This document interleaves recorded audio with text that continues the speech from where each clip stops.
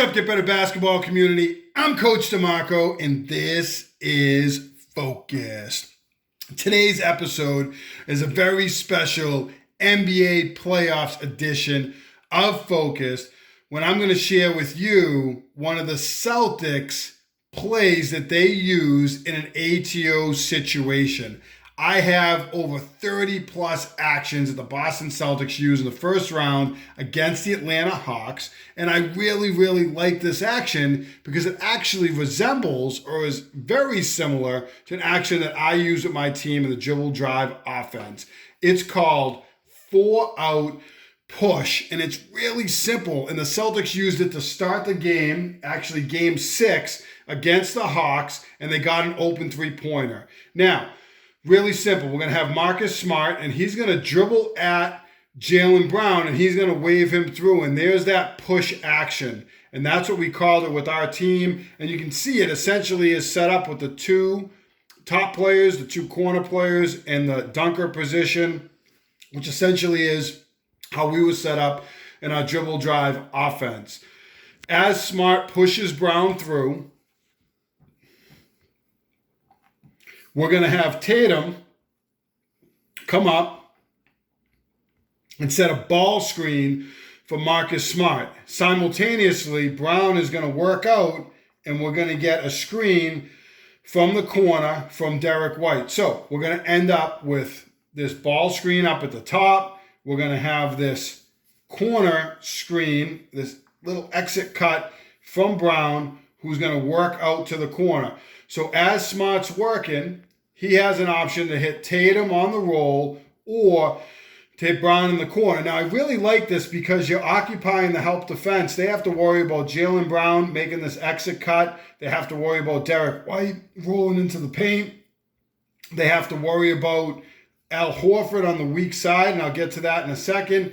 But all of this is happening as Tatum is rolling into the paint. So now, as Smart comes off and Tatum rolls, the defender who most likely would get in and tag him is Horford's.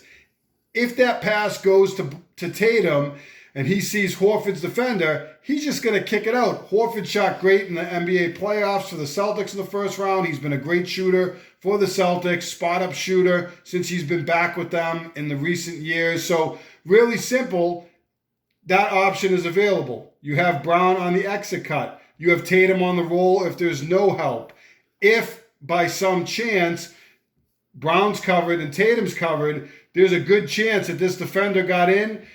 Smart's going to stop, and he's going to skip that ball over to Horford, who's going to have an open three. So a lot of different options. What did they choose in this situation? Well, Smart comes off.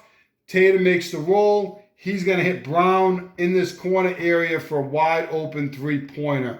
So this action is really simple. You're pushing a player through. You're getting movement as you get into the ball screen, causing some confusion, but you're going to get an open look out of it. I love that the Celtics use this. This is something that we use in the Dribble Drive offense with our two players up and our two players in the corner and one low.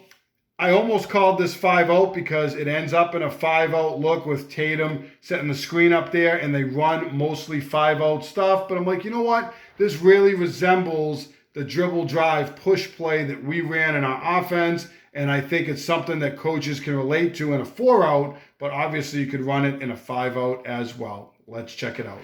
So game 6, the Celtics are going to win the tip, and they're going to get into this push action.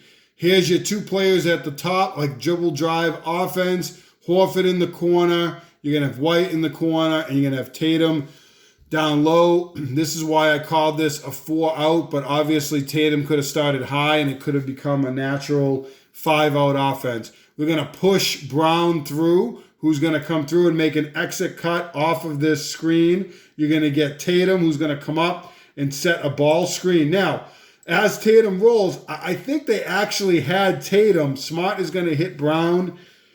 Brown's going to knock down the three-pointer, but look at Tatum. He has a lot of space, and who's going to be that defender? Well, as Tatum rolls into the paint, you're going to get this defender to help, and then if he does, he's just going to kick out to Horford, who's going to have a wide open three. If he doesn't help, Tatum's going to finish. So I thought they had Jason Tatum, but they also had Jaylen Brown, who's going to step up here and take what's a pretty good shot for him. They do get a hand up late, but I consider that a high percentage shot for the Celtics with Brown in the corner, and he's going to knock it down.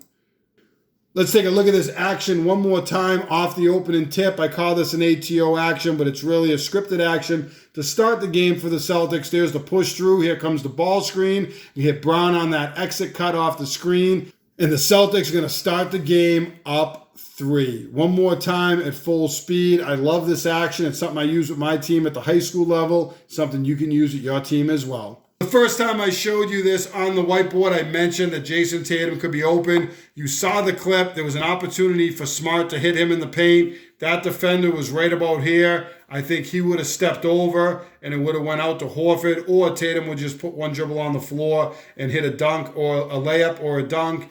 Either way, this is an action that you can use at all levels. I use it with my team at the high school level. Professional teams are using it, and I've seen it at the college level as well. 4-out push is a great action. If you like it, hit that like button down below. Drop me a comment. Let me know what you think. And make sure you turn on your notifications and subscribe to Get Better Basketball on YouTube. As always, get better every day.